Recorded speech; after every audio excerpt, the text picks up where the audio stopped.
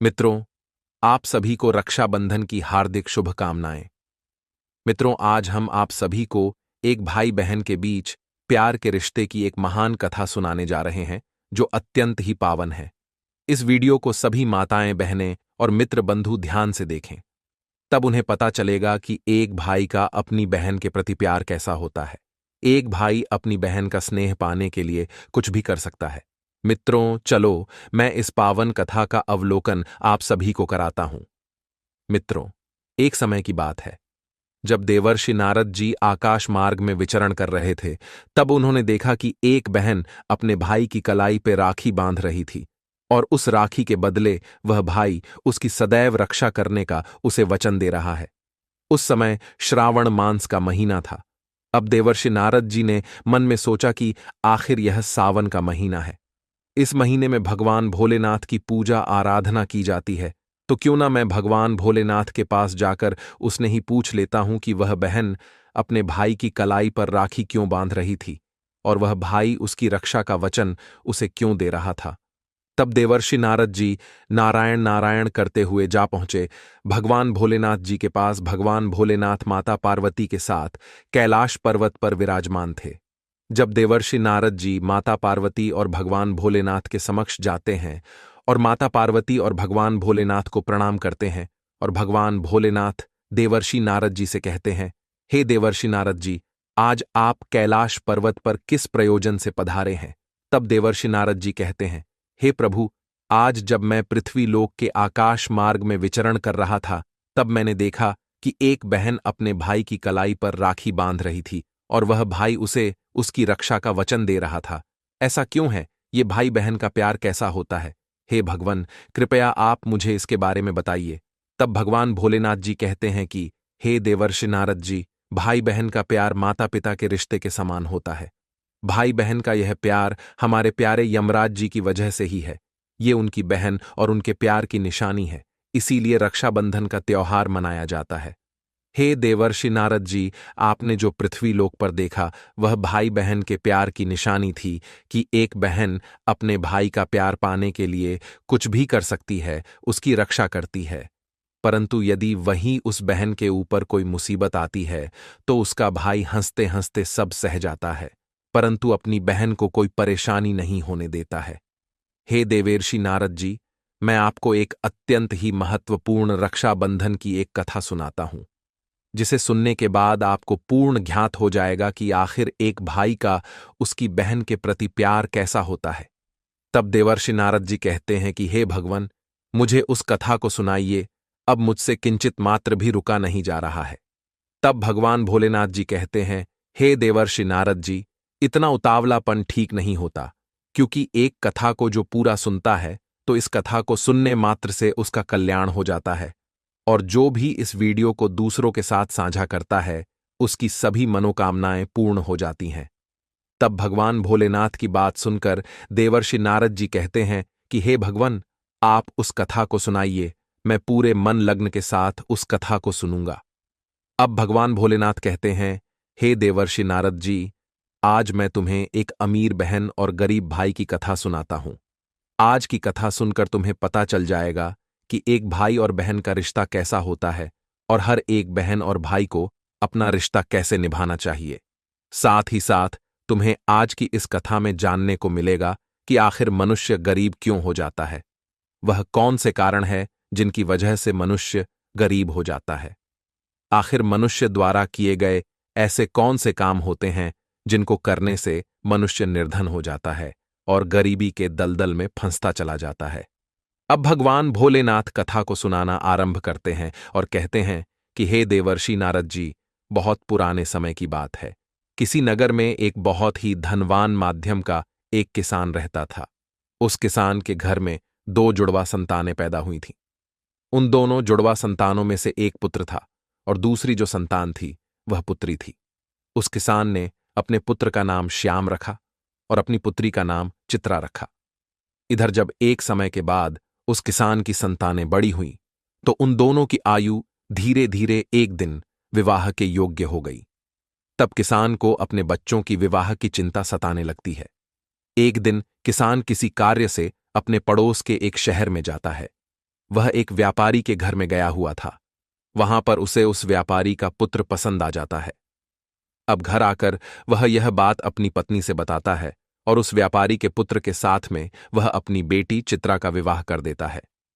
उससे जितना हो सका वह किसान अपनी पुत्री के विवाह में कोई कमी नहीं छोड़ता है। इस प्रकार से चित्रा अपने पिता के यहां से विदा होकर अपने ससुराल चली जाती है। उस किसान ने अपनी बेटी का विवाह करने के बाद वह किसान अपने पुत्र के विवाह के बारे में सोचने लगता है। उस किसान के मन में यह चल रहा था कि मेरी बेटी तो अपने घर की हो गई है। मैंने उसका विवाह एक बहुत ही अच्छे घराने में कर दिया है। अब मुझे अपने पुत्र के बारे में सोचना चाहिए और मुझे उसका विवाह भी कर देना चाहिए। यदि मेरे पुत्र का विवाह निश्चित समय पर सुचारू रूप से हो गया तो मैं अपना बचा हुआ शेष जीवन अपनी बहू और अपनी पत्नी के साथ में रहकर आराम से व्यतीत करूंगा। अब भगवान भोलेनाथ कहते हैं कि हे देवर्षि नारद जी, विधि द्वारा लिखित ईश्वर की लीला बड़ी विचित्र होती है। परमात्मा ना जाने कब किसको धनवान बना दें और कब किसके लिए गरीबी के द्वार खोल दें, इसके बारे में कोई नहीं जानता। उसी तरह एक दिन उस धनवान किसान के साथ भी कुछ ऐसा ही होता है। एक दिन वह किसान एक बड़ी भयानक बीमारी से ग्रसित हो जाता है। उसका पुत्र श्याम बहुत ही उदार हृदय का व्यक्ति था। जब वह अपने पिता को ऐसी हालत में देखता है तो वह अपने पिता की ऐसी हालत को देखकर वह बहुत ही ज्यादा दुखी हो जाता है और उसके बाद में अपने पिता का अच्छे से अच्छे वैद्य से इलाज करवाता है और अपने पिता के लिए महंगी से महंगी दवाइयां लेकर आता है। परंतु उसके पिताजी की हालत में कोई सुधार नहीं हो रहा था। धीरे धीरे करके उस किसान की सारी धन संपत्ति पिता के इलाज में चली जाती है। इस प्रकार अपने पिता का इलाज कराते हुए वह किसान का पुत्र श्याम अब बहुत ही गरीब हो जाता है। इतना इलाज करने के बावजूद भी उसके पिता की हालत में किसी भी प्रकार का कोई सुधार नहीं हो रहा था। जब कोई भी दवाई उस किसान की बीमारी में काम नहीं करती है तो एक दिन वह किसान अपने बेटे श्याम को अपने पास बुलाता है और अपने बेटे श्याम से कहता है कि हे पुत्र, जब भी कोई काम मनुष्य के सामर्थ्य से बाहर हो जाए या फिर उस काम का कोई समाधान न मिले तो फिर ऐसे समय में उस काम को ईश्वर के भरोसे छोड़ देना चाहिए। इसलिए पुत्र, अब तुम मेरी चिंता छोड़ो और तुम अब अपने भविष्य के बारे में सोचो। मेरा क्या है, आज नहीं तो कल मुझे इस संसार को छोड़कर जाना ही है। हे पुत्र, मैंने अपनी जिंदगी को बहुत अच्छे से जिया है। मैं भगवान का धन्यवाद करता हूं कि मुझे तुम्हारे जैसा पुत्र मिला है। मेरी तो जिंदगी अब बहुत ही जल्द समाप्त होने वाली है, परंतु तुम्हारे सामने तो तुम्हारी पूरी जिंदगी पड़ी है। इसलिए हे पुत्र, अब तुम मेरी चिंता करना छोड़ो और अपना विवाह करके अपनी घर गृहस्थी बसा लो। मैं अपने जीते जी अपनी बहू को देखना चाहता हूं, तुम्हें खुश देखना चाहता हूं। हे पुत्र, तुम मेरी बस इतनी सी इच्छा पूर्ण कर दो। अपने पिता के मुख से इन शब्दों को सुनकर श्याम एकदम चुप हो जाता है, क्योंकि वह श्याम आखिर बेचारा कर भी क्या सकता था। उसके हाथ में कुछ नहीं था। साथ ही अब उसके घर में जो भी जमा पूंजी थी वह तो उसके पिता के इलाज में सारी की सारी पहले ही खर्च हो चुकी थी। अब श्याम अपने पिताजी से कहता है कि हे पिताजी, अगर आपको मेरी शादी हो जाने पर खुशी मिलती है तो जैसा आपको उचित लगे आप वैसा करिए। इसके बाद वह गरीब किसान अपने पुत्र श्याम की शादी एक गरीब घर की कन्या से करवा देता है। श्याम की पत्नी बहुत ही संस्कारी थी, वह अपना पराया सब कुछ समझती थी। अब श्याम की शादी के कुछ दिनों बाद ही उसके ऊपर एक गाज गिरी। बीमारी की वजह से उस किसान की मृत्यु हो गई। इधर पिता की मृत्यु के बाद श्याम अपने पिताजी का पूरी रीति रिवाज से अंतिम संस्कार करता है। श्याम के पास जो कुछ खेत खलिहान था वह सब कुछ पिता की बीमारी के इलाज में पहले ही जा चुका था और अब श्याम के पास जो कुछ भी जमा पूंजी बची हुई थी वह इस पूंजी से अपने पिता का अंतिम संस्कार और प्रीति भोज करने में समाप्त हो जाती है। इस प्रकार से श्याम अब और भी ज्यादा गरीब हो जाता है। मित्रों, जब श्याम एक दिन बिल्कुल ही कंगाल हो जाता है तो वह गांव के बाहर जाकर अपनी पत्नी के साथ एक झोपड़ी को बनाकर रहने लगता है। श्याम पहले से ही मेहनती तो था ही, अब वह दूसरों के खेतों में मेहनत मजदूरी करके अपना और अपनी पत्नी का पेट पालने लगता है। अब इधर बहन को जब पता चला कि उसके पिता की मृत्यु हो गई है तो वह भी दुखी हो जाती है। साथ ही उसे जब यह पता चलता है कि उसके भाई ने अपने पिता की सारी पूंजी को उनके इलाज में खर्च कर दिया है तो श्याम की बहन चित्रा, जिसका विवाह एक धनी व्यापारी के घर में हुआ था, उसे जब अपने भाई की स्थिति के बारे में पता चलता है तो वह धनवान बहन अपने गरीब भाई से घृणा करने लगती है। मित्रों, अब भगवान भोलेनाथ कहते हैं कि हे देवर्षि नारद जी, कलयुग का प्रत्येक मनुष्य धन का लोभी होता है। जैसे वह श्याम की बहन श्याम के पास धन ना देखकर अपने ही सगे भाई से घृणा करने लगी। वह मन में सोचने लगी कि मेरा भाई अब तो बिल्कुल ही कंगाल हो चुका है। उसका घर जमीन सब बिक चुका है और अब उसके पास में एक फूटी कौड़ी भी नहीं बची है। यदि वह ऐसी हालत में वह मेरे ससुराल आता है तो उसे देख देख कर मेरी देवरानियां और जेठानियां मेरा बड़ा ही अपमान करेंगी और मेरा मजाक बनाएंगी कि तेरे मायके वाले तो बिल्कुल ही कंगाल है। अब ऐसे तो मेरे ससुराल में मेरी बहुत ही ज्यादा बदनामी हो जाएगी।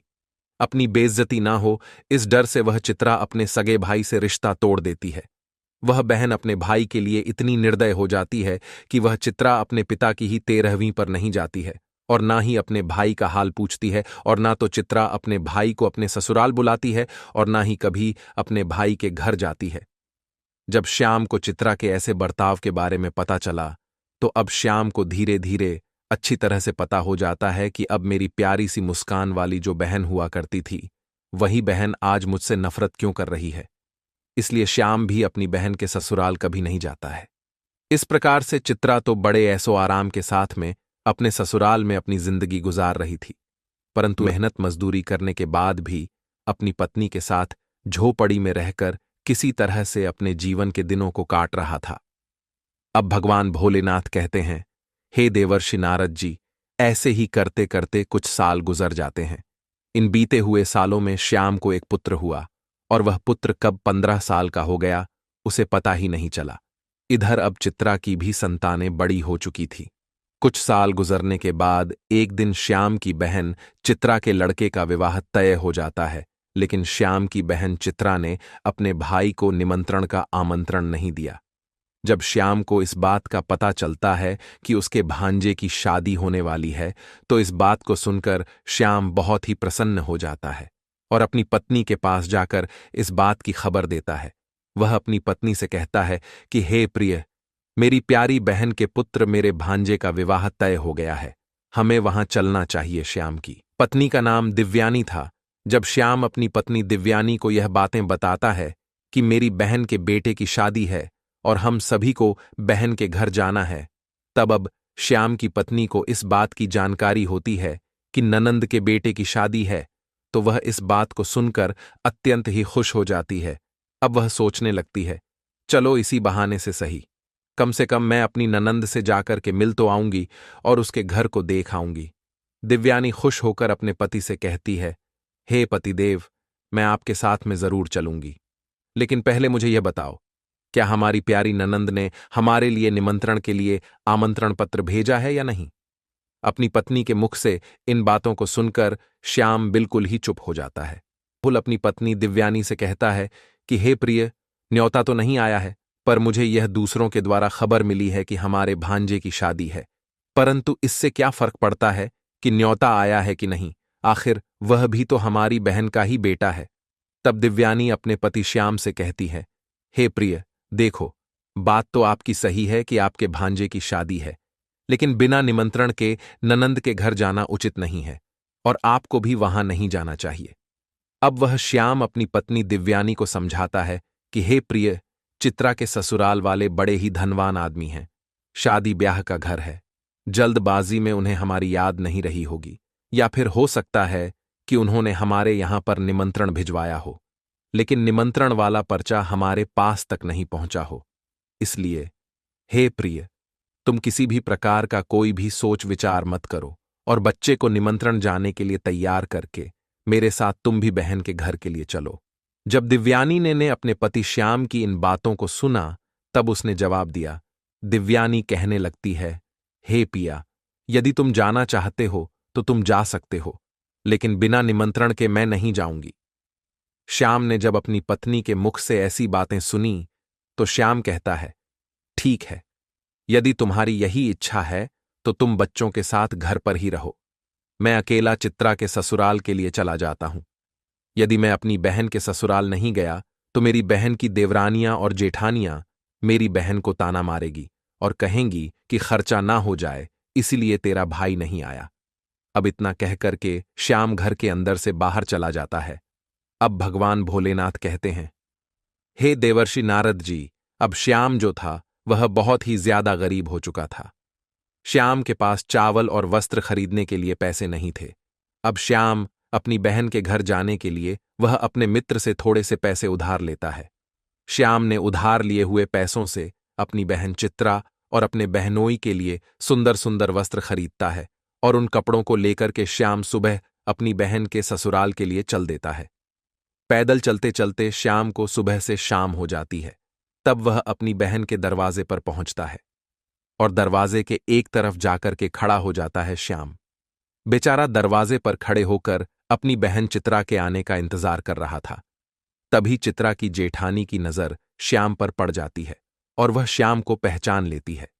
श्याम को देखने के बाद चित्रा की जेठानी जाकर चित्रा से बताती है कि बहन चित्रा, आज तेरा भाई तेरे घर आया है, जाकर देख, तेरा भाई तेरे दरवाजे पर खड़ा है।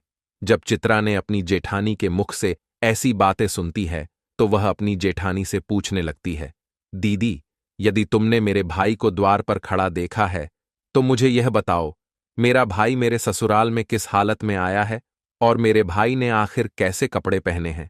अब चित्रा की जेठानी कहती है कि तुम्हारा भाई फटे पुराने वस्त्र पहनकर तुम्हारे द्वार पर खड़ा है, वह तुम्हारे आने का इंतजार कर रहा है। अपनी जेठानी की यह बात सुनकर चित्रा गुस्से से लाल हो जाती है और सभी की नजरों को बचाते हुए अपने भाई के पास पहुंच जाती है। वह बेचारा श्याम जब अपनी बहन चित्रा को अपने पास आता हुआ देखता है तो खुशी के मारे उसका चेहरा खिल उठता है। अपनी बहन को देखकर श्याम की आंखों में आंसू आ जाते हैं, क्योंकि वह आज सालों बाद उससे मिल रहा था। उसके बाद चित्रा अपने भाई को अपने साथ में लेकर सबकी नजरों से बचाते हुए अपने घर के सबसे अंदर वाले कमरे में ले जाती है और पूछने लगती है, अरे भाई, तुम्हारे पास आखिर किसने निमंत्रण पत्र भेजा था जो तुम यहां चले आए। तब श्याम कहता है, बहना, तुमने तो अपने भाई को बिल्कुल भुला ही दिया है, परंतु मुझे किसी से पता चला कि मेरे भांजे की शादी है, इसीलिए मैं तुम्हारे लिए और तुम्हारे बेटे के लिए नए कपड़े लेकर आया हूं। मैंने सोचा अगर मैं अपनी बहन के ससुराल नहीं जाऊंगा तो मेरी बहन की देवरानियां और जेठानियां उसे ताना मारेंगी। इस वजह से मैं तुम्हारे पास आया हूं। अपने भाई के मुख से इन बातों को सुनकर चित्रा कहने लगती है, भाई, तुम्हें इस तरीके से बेशर्मों की तरह मेरे घर नहीं आना चाहिए था। तुम इस तरीके से फटे पुराने कपड़े पहनकर मेरे घर तक चले आए, ये मेरे लिए बड़े लाज की बात है। कम से कम अपनी नहीं तो मेरी इज्जत, मेरे मान सम्मान का ख्याल तो किया होता। आखिर तुम्हारी तो कोई इज्जत नहीं, कम से कम तुमने हमारी इज्जत के बारे में तो सोचा होता। मेरा विवाह एक ऊंचे कुल में हुआ है, इस वजह से तुम्हें ऐसे बनकर नहीं आना चाहिए था। जब श्याम अपनी बहन चित्रा के मुंह से ऐसे कटु शब्द सुनता है तब उस मजबूर भाई का कलेजा छलनी हो जाता है। अब भगवान भोलेनाथ कहते हैं, हे देवर्षि नारद जी, तब श्याम अपनी बहन के पैरों में गिरकर माफी मांगने लगता है। श्याम कहता है, हे बहन, मुझे क्षमा कर दो। मुझे नहीं पता था कि मेरी वजह से यहां तुम्हारी बदनामी होगी। मैं तो हमेशा से यही चाहता हूं कि तुम्हारी बदनामी ना हो, तुम्हारी देवरानी जेठानी तुम्हें ताना ना मारे, इसीलिए तो मैं तुम्हारे लिए नए वस्त्र लेकर आया हूं। यदि मुझे यह बातें पहले ही पता होती कि तुम मेरी वजह से इतनी आहत हो जाओगी कि तुम्हें मेरे आने से इतना बुरा लगेगा, तो मैं तुम्हारे दरवाजे पर कभी नहीं आता। मैं तो यह सोचकर आया था कि मेरे भांजे की शादी है, यदि मैं नहीं पहुंचा तो मेरी बहन की देवरानी जेठानी मेरी बहन को ताने मारेगी।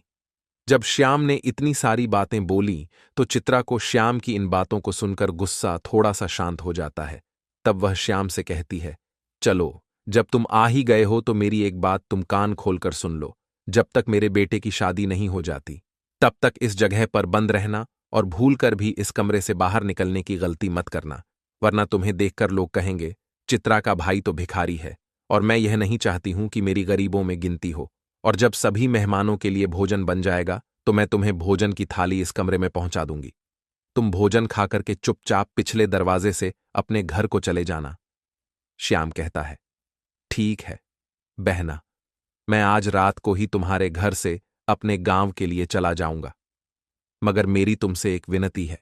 मैं तुम्हारे लिए और जीजा जी के लिए जो कपड़े मैं लाया हूं, तुम उन कपड़ों को रख लो। उन्हें मैं तुम्हारे लिए बड़े प्यार से लाया हूं।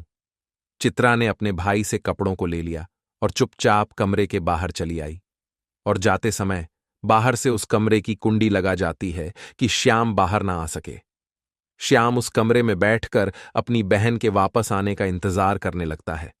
अब भोलेनाथ जी कहते हैं, हे देवर्षि नारद जी। इधर श्याम उस कमरे में बैठा हुआ अपनी बहन के लौटने का इंतजार कर रहा था कि मेरी बहन मुझे भोजन खिलाने के लिए लौटकर वापस आती ही होगी। आज तो मुझे स्वादिष्ट भोजन खाने को मिलेगा। परंतु श्याम को क्या पता था कि वह निर्मोही बहन अपने भाई को उस कमरे में बंद करके अपने घरेलू काम धंधे में लग चुकी है और भाई के लिए भोजन देना भूल चुकी है। श्याम की बहन चित्रा शादी के काम धंधे में इतनी ज्यादा खो जाती है कि अब उसे याद ही नहीं रहता कि उसका भाई उसी के यहां एक कमरे में बंद है और वह मेरे लौटने का इंतजार कर रहा है। चित्रा सारा काम करती गई और शादी पूर्ण रूप से संपन्न हो गई। अब चित्रा एक बड़े घराने की बहू थी, तो उसका घर भी बहुत बड़ा था। चित्रा ने अपने भाई को सबसे पीछे वाले रूम में बंद किया था। एक बात और भी थी कि उधर कोई आता जाता भी नहीं था। अब जैसे जैसे समय बीतने लगता है, भूख प्यास की वजह से श्याम अब छटपटाने लगता है और उसकी हालत भी खराब होने लगती है। तब श्याम अपनी बहन को आवाज लगाता है, लेकिन उसकी आवाज को कोई भी नहीं सुनता है। अब चित्रा शादी के बाद होने वाली रस्मों में व्यस्त थी। इस तरह से श्याम को उस कमरे में पड़े पड़े 2 दिन बीत जाते हैं। अब भगवान भोलेनाथ कहते हैं कि हे देवर्षि नारद जी, इधर श्याम को अपनी पत्नी और बच्चों की याद आती है। श्याम सोचता है, यदि यहां कोई नहीं आया तो मैं भूखा प्यासा इसी कमरे में मर जाऊंगा। यदि मैं मर गया तो मेरे पत्नी सहित बच्चों का क्या होगा? मेरे ना होने पर कैसे मेरी पत्नी बच्चों का पालन पोषण करेगी? यही सब कुछ सोचते सोचते और कमजोरी की वजह से बेहोश होने लगता है। तभी किसी काम की वजह से चित्रा की जेठानी कमरे के पास से गुजरती है।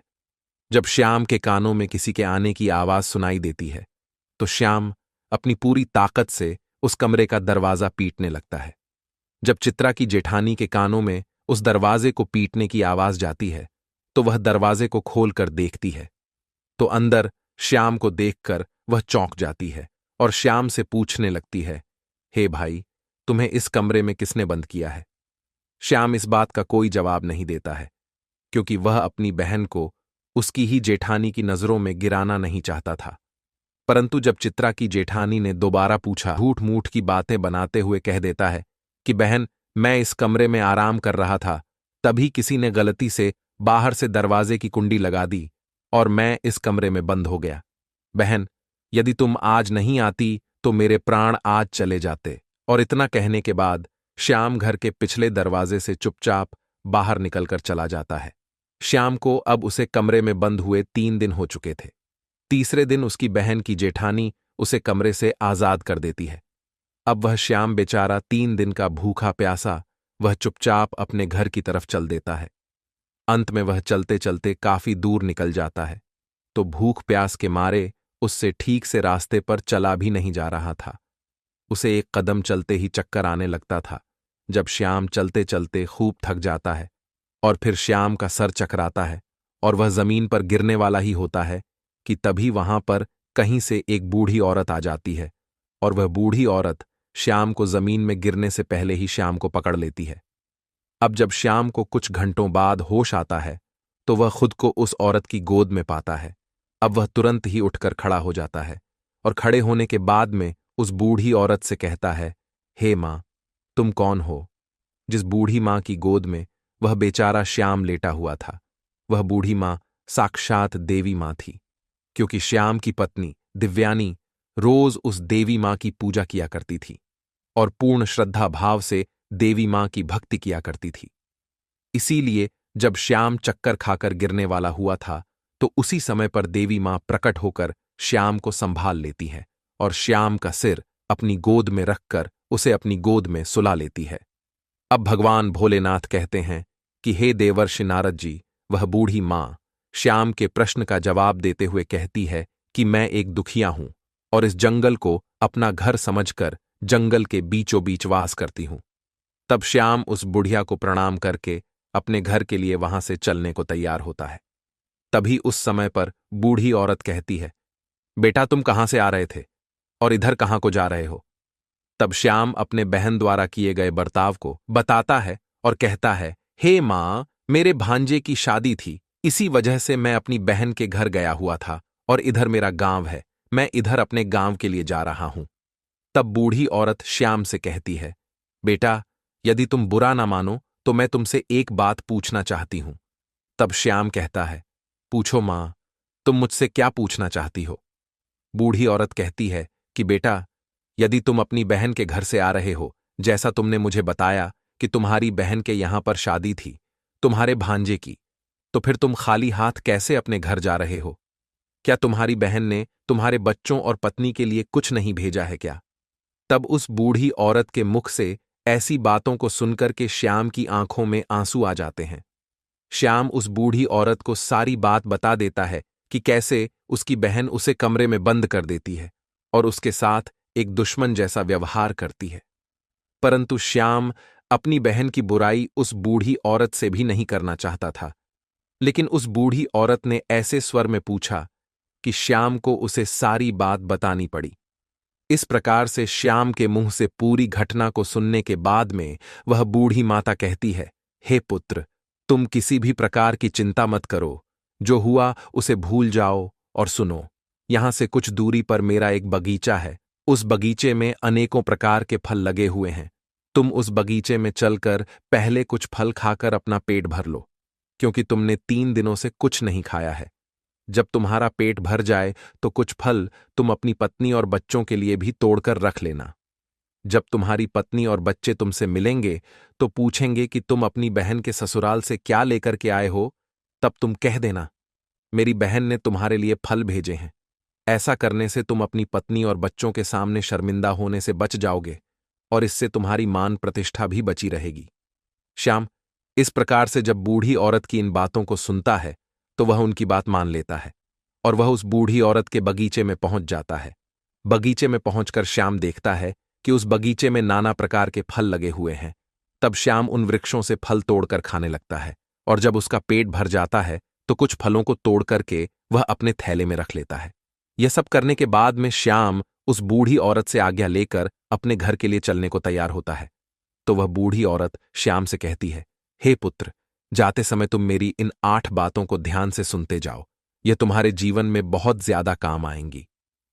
अब भगवान भोलेनाथ आगे कहते हैं कि हे देवर्षि नारद जी, अगर किसी भी मनुष्य को ध्यान से परखना है तो उस मनुष्य को यह 8 बातें अवश्य ध्यान में रखनी चाहिए। अब भगवान भोलेनाथ कथा को आगे बढ़ाते हुए कहते हैं कि इस प्रकार से वह बूढ़ी औरत जो साक्षात देवी का अवतार थी, वह श्याम को 8 बातें बताती है। उन 8 बातों को सुनकर कि श्याम अपने घर के लिए चल देता है, जब श्याम फलों से भरे हुए उस थैले को लेकर अपने घर पर पहुंचता है, तब श्याम का बड़ा बेटा और कुछ आस-पास के छोटे छोटे बच्चे श्याम की पत्नी के पास आ जाते हैं और पूछने लगते हैं, आप बुआ के घर से आ रहे हो, आखिर बुआ ने हमारे लिए क्या भेजा है? श्याम ने जब बच्चों के मुंह से यह सुना, तब श्याम ने अपने हाथों का थैला अपनी पत्नी को थमा दिया और थैला देने के बाद श्याम घर से बाहर निकलकर अपने खेतों को चला गया, क्योंकि वह अपनी बहन के बर्ताव से परेशान था। वह अपने मन में सोच रहा था कि मेरी बहन इतनी निर्दय कैसे हो सकती है। शादी से पहले तो वह मुझसे बहुत प्यार किया करती थी, रक्षाबंधन पर वह मेरे लिए क्या कुछ नहीं करती थी, थाली सजाती थी, मेरी आरती उतारती थी, मेरे हाथ पर राखी बांधती थी, मुझसे प्यार करती थी, और आज वही बहन मुझे देखने तक के लिए नहीं तैयार है, और उसका कारण बस यही है कि मैं गरीब हो गया हूं। इसी तरह के ख्याल श्याम के मन में चल रहे थे। श्याम बहुत ही परेशान था। जब श्याम अपने खेतों पर चला जाता है, तब श्याम की पत्नी जब उस थैले को खोलकर देखती है तो थैले के अंदर का नजारा देखकर श्याम की पत्नी एकदम से हैरान रह जाती है, क्योंकि उस थैले में कोई फल नहीं थे। दिव्यानी थैले में देखती है कि वह थैला पूरा सोने चांदी के रूप में बने फलों से भरा हुआ है। श्याम जो फल लाया था उसमें से कुछ अनार भी थे। जब दिव्यानी ने अनार को फोड़ा तो अनार के फलों से हीरे निकलते हैं। ये सब देख करके दिव्यानी बहुत खुश हो जाती है। उसे कुछ समझ नहीं आ रहा था कि यह कैसे हो रहा है। वह भागी भागी अपने पति के पास पहुंचती है और अपने पति के पास खेतों में पहुंचकर अपने पति से कहती है कि हे प्रिय, तुम तो शादी में गए थे, तुम लेकर क्या आए हो? तुम्हारी बहन ने तुम्हें क्या दिया है? अपनी पत्नी की इन बातों को सुनकर श्याम सोचने लगता है कि शायद जो उस बूढ़ी औरत ने जो मुझे फल दिए थे, वह फल मेरी पत्नी को पसंद नहीं आए होंगे, इसीलिए मेरी पत्नी मुझसे ऐसी बात पूछ रही है। मुझे तो अपने बच्चों के लिए लड्डू पेड़ा लेकर आना चाहिए था, या फिर उनके लिए कुछ वस्त्र लाने चाहिए थे। तब श्याम अपनी पत्नी से कहता है, हे प्रिय, मेरी बहन ने जो कुछ मुझे दिया है वह मैंने लाकर तुम्हें दे दिया। अब जो कुछ भी थैले में है उसे ही बच्चों में बांट कर दे दो। श्यामू की बात सुनने के बाद उसकी पत्नी कहती है, हे प्रिय, पहले तुम घर के अंदर चलो और घर पर चलकर देखो तो कि तुम्हारी बहन ने तुम्हारे लिए क्या भेजा है। यह कहकर दिव्यानी अपने पति के हाथ को पकड़कर अपने घर के भीतर ले जाती है और अपने पति से कहती है, इसे जरा देखिए तो सही, आखिर हमारी ननंद ने हमारे लिए क्या भेजा है। और इतना कहकर दिव्यानी राहुल के सामने थैले को पलट देती है। थैला पलटते ही अंदर से हीरे मोती सोना चांदी निकलते हैं। दिव्यानी कहती है कि आखिर हमारी ननंद ने तो हमारा भाग्य ही बदल दिया है। उन्होंने फलों में छुपा करके हमें हीरे मोती भेजे हैं। जब यह नजारा श्याम देखता है तो उसे समझ आ जाता है कि मुझे जो रास्ते में जो बूढ़ी औरत मिली थी वह कोई साधारण औरत नहीं थी। वह बूढ़ी औरत कोई देवी मां थी। उन्हीं की वजह से यह हुआ है। मेरी बहन ने तो मुझे कुछ नहीं दिया था। वह इस बारे में अपनी पत्नी से कुछ भी नहीं बताता है। श्याम मन ही मन उस बूढ़ी औरत का धन्यवाद करता है। अब इस प्रकार से श्याम को बहुत सारा धन मिल जाता है। श्याम पहले से भी ज्यादा अब धनवान बन जाता है। कुछ समय बाद श्याम अपनी पत्नी और बच्चों के लिए एक अच्छा सा आलीशान महल बनवाता है और बड़ी शान और शौकत के साथ राजा महाराजाओं की तरह उस महल में रहने लगता है। पहले जो लोग श्याम से बातें भी नहीं करते थे, वे सभी लोग भी श्याम को ऐसा देख करके उसका मान सम्मान करने लगते हैं। धीरे धीरे करके इधर जब श्याम का महल तैयार हो जाता है, जब उसकी राजा महाराजाओं जैसी शान शौकत हो जाती है, तो एक दिन श्याम की पत्नी दिव्यानी अपने पति से कहती है कि हे प्रिय, बहुत ही जल्द सावन का महीना आने वाला है और सावन के महीने में सभी स्त्रियां अपने पिता के घर जाती हैं, इसलिए तुम भी अपनी बहन के ससुराल जाओ और मेरी ननंद को मेरे घर बुलाकर लाओ। इसी बहाने से वह अपने नैहर को घूम जाएंगी।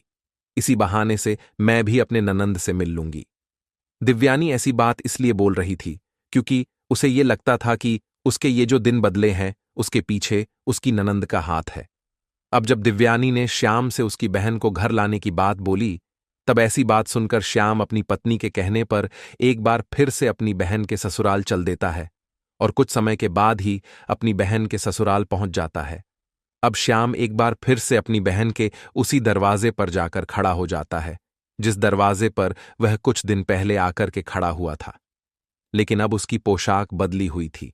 जहां पहले फटे पुराने कपड़े हुआ करते थे, वहां अब राजा महाराजाओं वाले कपड़े थे।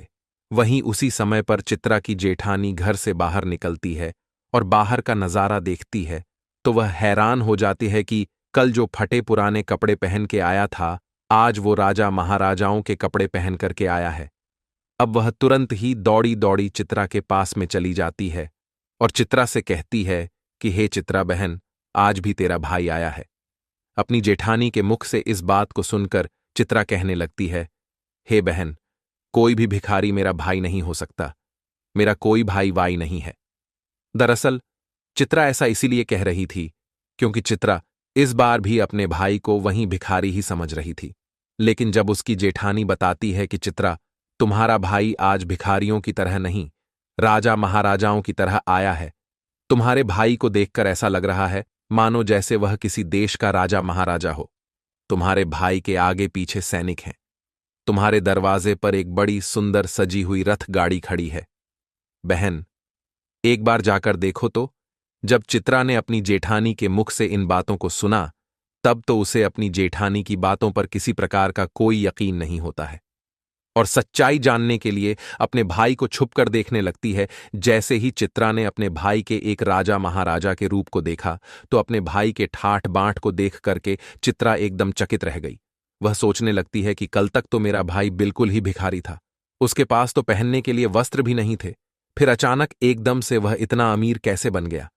अब तो श्याम की बहन चित्रा आरती का थाल सजाकर अपने भाई की आरती उतारने लगती है।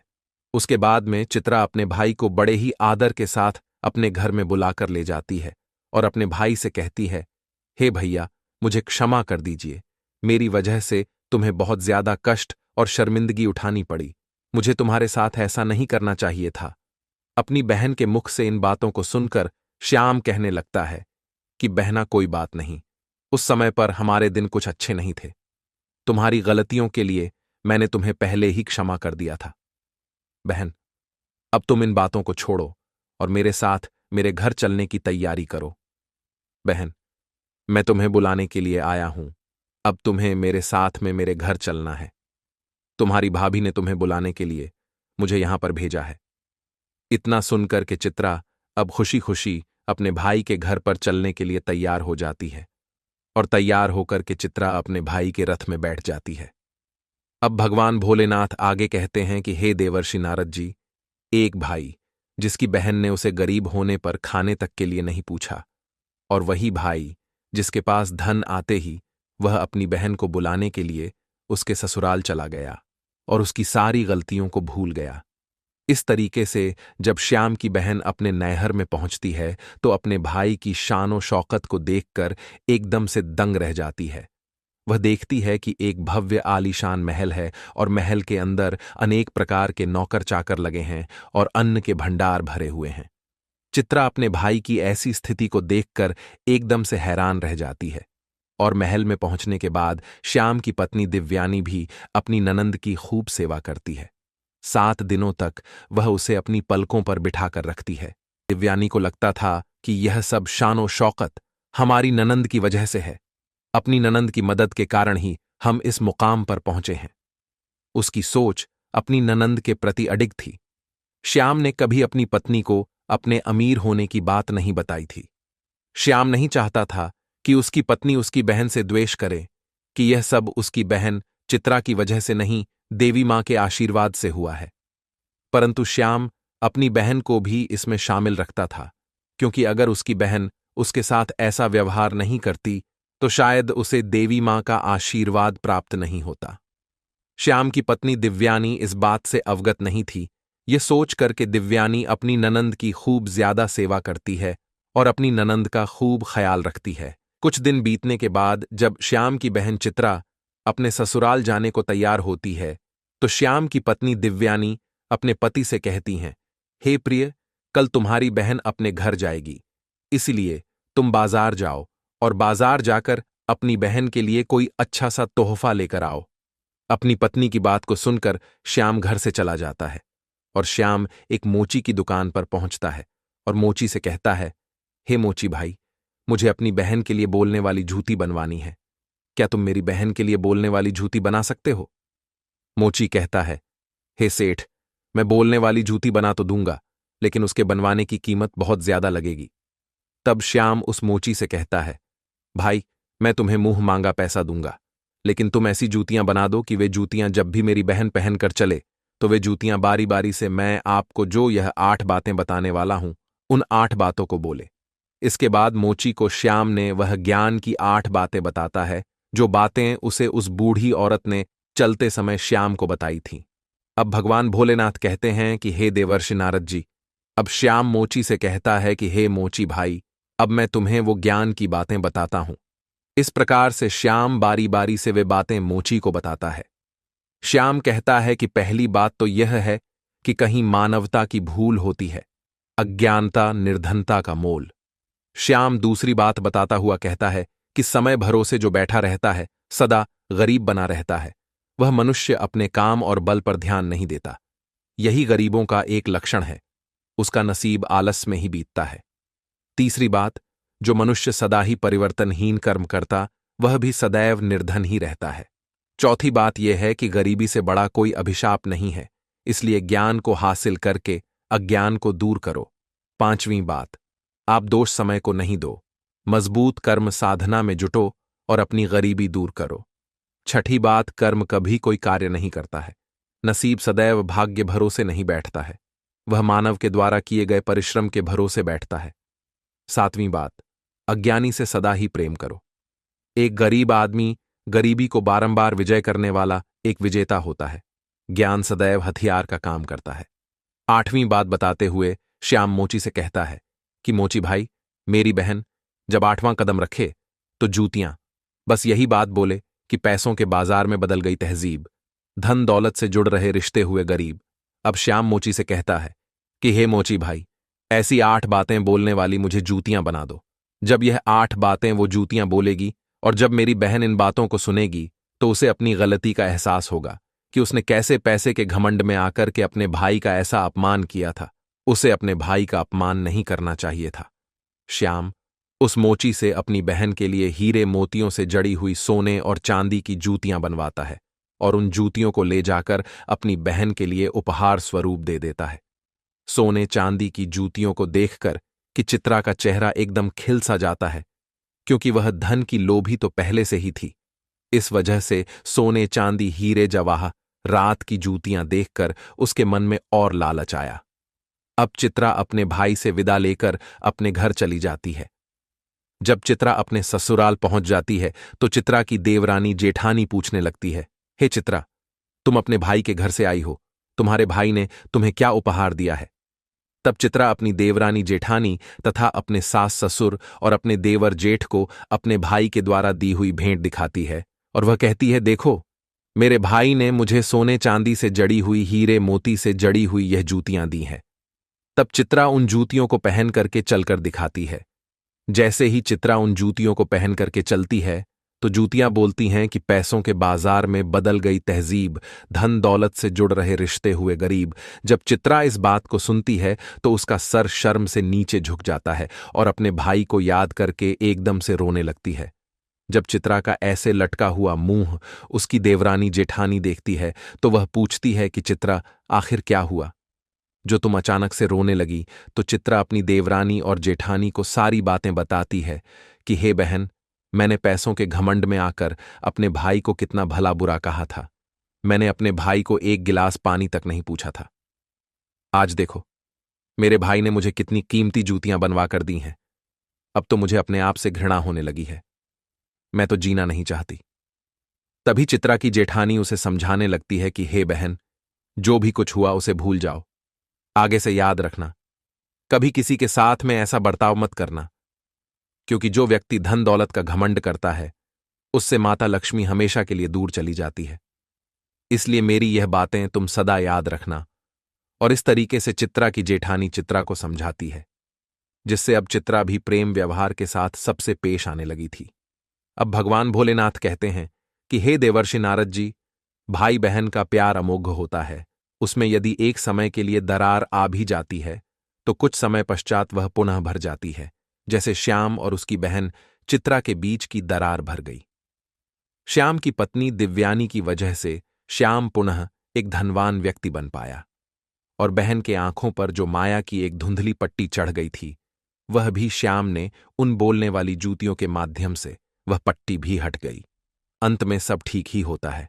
अगर कोई किसी चीज को दिल से चाहे तो ईश्वर सदैव ही उस कार्य को करने में उसकी मदद करते हैं। अब देवर्षि नारद जी कहते हैं, हे प्रभु, आपने मुझे जो यह कथा सुनाई है, यह कथा सद्गुण संपन्न है। आपका मुझे इस कथा का अवलोकन करने के लिए धन्यवाद।